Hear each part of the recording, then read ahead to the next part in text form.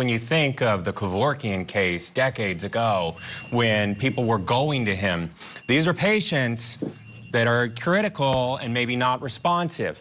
So how does that, how do you paint the case differently, Christa, to you first, when you're putting it all together for the jury?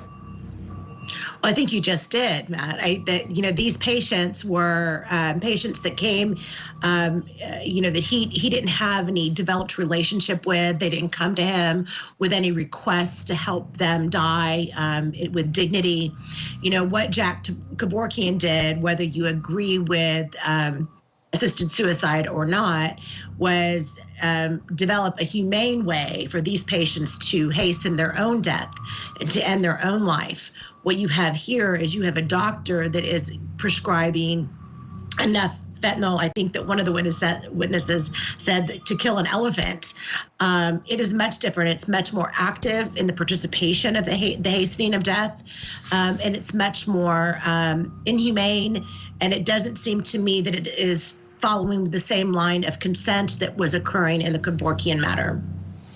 Christa, what's your crystal ball tell you? Are we going to see him on the stand?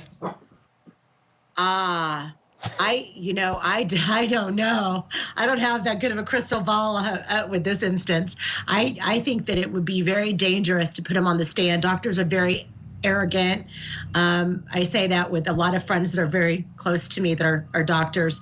But when it comes to defending what they did and what they perceive to be right and wrong, I don't know as an attorney that I would recommend for my client to take the stand. Of course, it's his decision.